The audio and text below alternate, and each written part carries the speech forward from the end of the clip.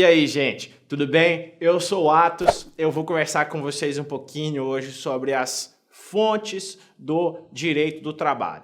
Tá? Esse é um assunto que a doutrina trabalha muito. Se pegar um livro aí, um Godinho, por exemplo, tem um capítulo gigante só sobre esse assunto. Vou tentar resumi-lo aí, o que eu acho que é interessante para vocês, para essa prova. Olha, quando a gente pensa sobre fontes do direito, tá? É tudo aquilo que a gente poderia utilizar para estudar essa matéria. Tá? Então a gente pensa em fonte do direito do trabalho, tá? A gente pensa ali em todas as matérias, tudo aquilo que a gente poderia utilizar para fins de estudo dessa disciplina. Não são apenas as leis. Além das leis, eu tenho outras espécies de fontes do direito do trabalho. Olha, vamos fazer essa subdivisão entre as fontes. Eu tenho, olha, fontes materiais e fontes formais. Cuidado com essa primeira distinção. Eu tenho como fontes materiais aqueles fatores econômicos, sociais, políticos, filosóficos, culturais que inspiram a criação da norma. Quando a gente pensa numa fonte material, olha, a gente esquece aí uma lei já pronta. A gente pensa em fatores econômicos, sociais, uma greve, por exemplo. Uma greve exercida por um grupo de trabalhadores é considerada aí uma fonte material desse direito do trabalho. É uma situação, é um fato ocorrido que de alguma forma é utilizado e vai modificar alguma questão dentro do nosso ordenamento jurídico. Beleza. Eu também teria as fontes formais do meu direito. Olha, as fontes formais são aquelas normas já construídas, plenamente materializadas e exteriorizadas. Então, quando eu falo em uma fonte formal, eu estou falando na lei, tudo bem? Aquela lei que já está pronta, que já está feita.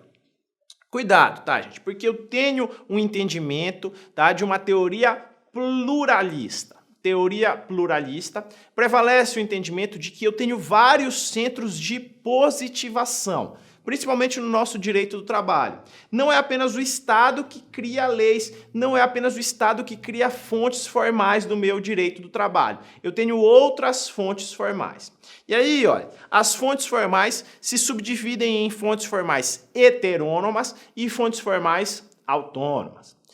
Quando eu falo numa fonte formal heterônoma, a formação se dá ali por um agente externo, um terceiro que cria ali um novo entendimento, tá? Olha, quando eu falo nesse terceiro que cria uma nova regra, que cria uma nova fonte formal, em regra eu falo no Estado, tá? É o Estado, em regra, que vai criar essa nova lei, criar esse novo posicionamento jurídico, que aí vai ser utilizado por nós, estudantes de direito. Cuidado, tá, gente? Porque eu faço uma observação que tratados e convenções internacionais, uma vez ratificados no Brasil, eles entram aqui no nosso ordenamento jurídico, aí como normas abaixo da Constituição, tá? Serão ali chamados por alguns de normas supralegais, tá? Vem ali dentro daquela pirâmide de Kelsen, abaixo das emendas à Constituição.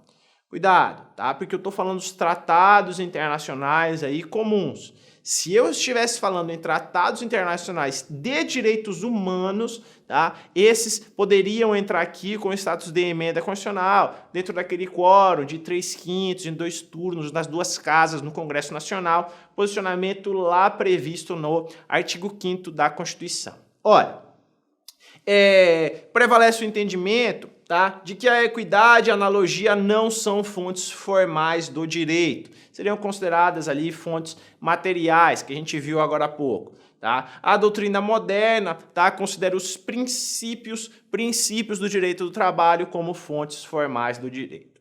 Que mais? Olha, eu tenho também as fontes formais autônomas. E quando eu falo numa fonte formal autônoma, ela é criada pelos próprios interessados, pelos próprios envolvidos nessa relação jurídica trabalhista.